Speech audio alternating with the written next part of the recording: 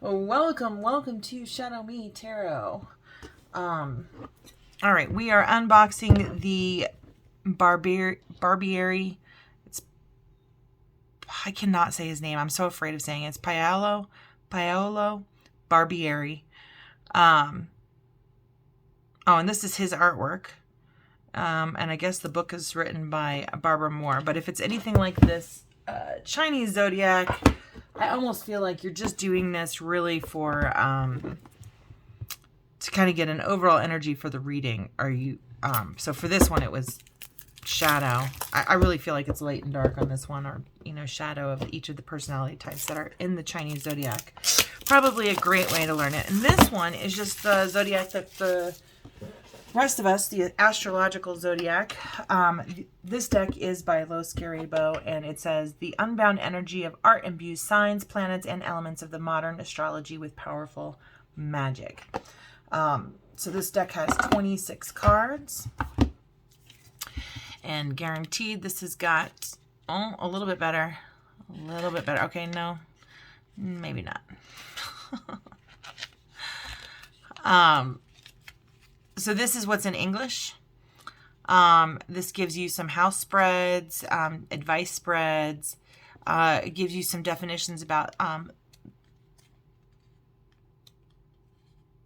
oh, interesting. Very interesting. I mean, it gives you the overall energy of the sign. So I'm not mad at it. I really bought this for when I'm doing my readings, to kind of, for the different signs, just to kind of get the overall energy into the reading itself. And I figured the cards kind of imbue that, particularly with people using them for a similar purpose all over the globe, really. Okay. So we have the Barbieri Zodiac Oracle. And the card stock is all right. I'm not too terribly mad at it. It doesn't need to be too, I don't know. They're wider cards. The Oracle cards are always like a little bit wider. The card stock is, I don't know. It's good card stock for what it is and what it's doing. All right, so we'll just get started with this deck here. So the very first one is Aries. And I've done Aries on another video, so we're going to just kind of, but Aries is the first house. Their key phrase is I am. Taurus is the second house. It's an earth sign, or this is fire sign cardinal. This is an earth sign fixed. Their key phrase, they like to say, I have. I have. Here's our twins, our Gemini. They are a mutable air sign, and their key phrase is I think. Geminis are a bunch of overthinkers, but that's what happens when you have, such a, oh, come on. Can we get the whole picture in there? Ooh, almost. I gotta come out just a little bit. There we go. Yeah, Gemini's overthink. Analysis paralysis, I feel like. All right, so our emotional, soft, mushy Cancers, I feel is their key phrase, and they are a cardinal water sign. Leo is a fixed fire sign, and their keyword is, or key phrase is, I will. So I don't know, sometimes the best way to identify somebody from another zodiac sign is to just kind of hear the key phrases that they use. Like mine, for me, is I want, and you'll see later when we get to Scorpio why that is a big tell in terms of figuring out which your zodiac is. In any case, that is our Leo. Our Virgo is a mutable earth sign, and their key phrase is I analyze.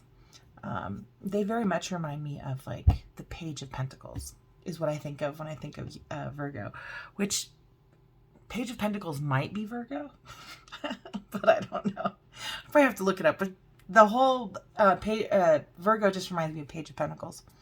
All right, so next we have the Libra, which is an air sign. It's cardinal air sign. And their key phrase is I balance. Then we have Scorpio, and our key phrase is I desire. Oh, in this one it says I create, but everywhere else it's I desire. As Scorpio's desire. But we also create. Anytime you say I want, you're pulling from, or at least this is how I explain it, but anytime you're creating, or anytime you say I want or I desire, you are literally pulling from the ether something into creation or manifestation. All right, so then we have Sagittarius, I perceive, and they are a fire mutable sign. Scorpio is a fixed water sign. Then we have Capricorn, which is a cardinal earth sign, and their key phrase is I use. And then Aquarius is the 11th house. It is a fixed air sign, and their key phrase is I know. Pisces is a mutable water sign. Their key phrase is I believe. And then we have the Sun. And this is basically your sun sign. It's associated with your birthday and the day you come into being. And this is how you express your sense of self.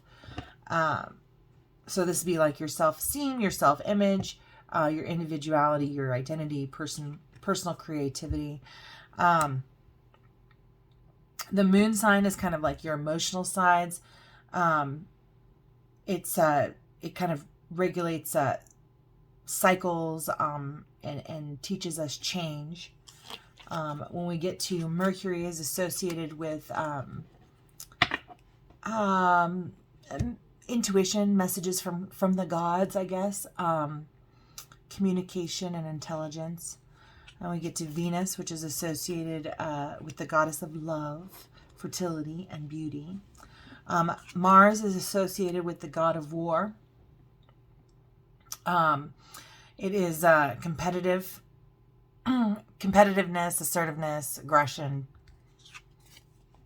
Then we get to Jupiter, which is more like optimism, faith, and spirituality.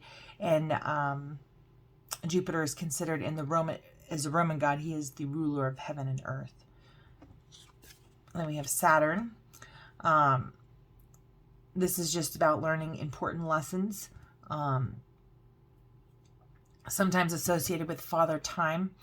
I almost feel like the words that kind of come to mind are time heals all things, or time heals all wounds. And as we move through grief and we do, or grief or challenges, any kind of challenge, you learn lessons in facing those. Next we have Uranus, which is, this is kind of like human needs, like freedom and individuality, pushing towards a larger vision, humanitarian service, but oftentimes it's like big thoughts, big insights, big changes are represented with Uranus. Neptune is associated with the Roman god Neptune. It kind of governs imagination, compassion, psychic experiences.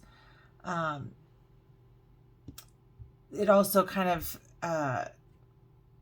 is bundled up with sacrifice and obligation. So when I think of this card on some level, I think of, to the extreme, the 18th extreme, I want to say like the Dalai Lama, or a monk of some sort, who is dedicated and sacrifices in order to come into alignment with source energy and kind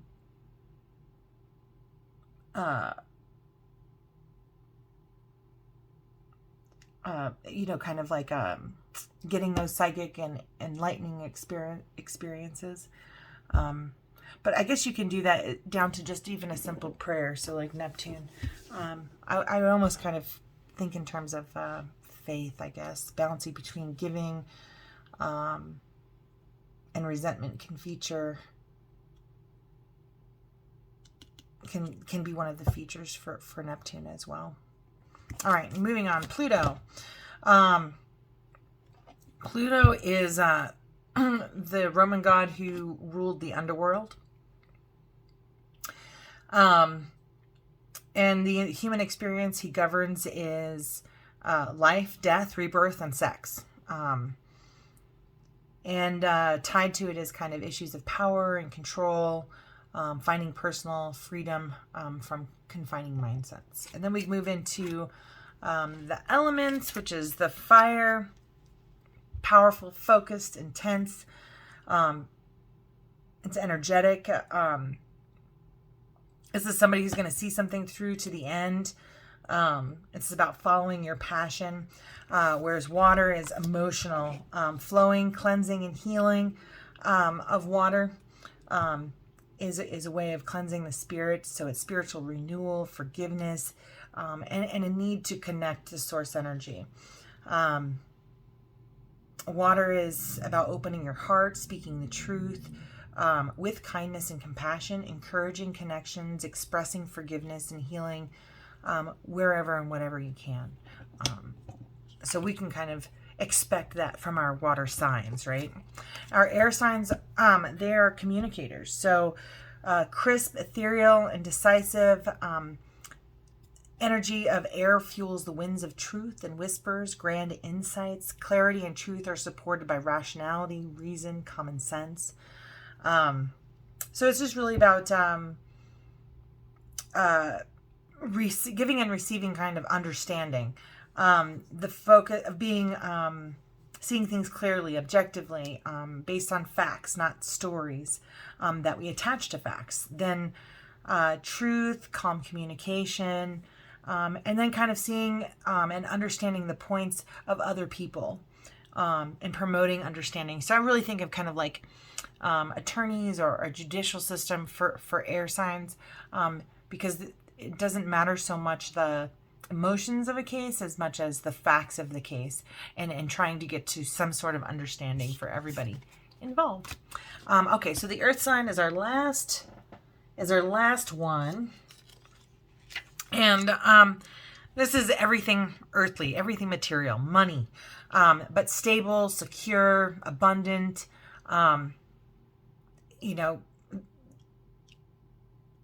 You have a lot of, there are a lot of luxuries with the earth signs, right? They have their luxury things that they kind of hang on to. I think like, oh gosh, there's a movie, I don't know, Nick Cage, he wins like $1 million and splits it with a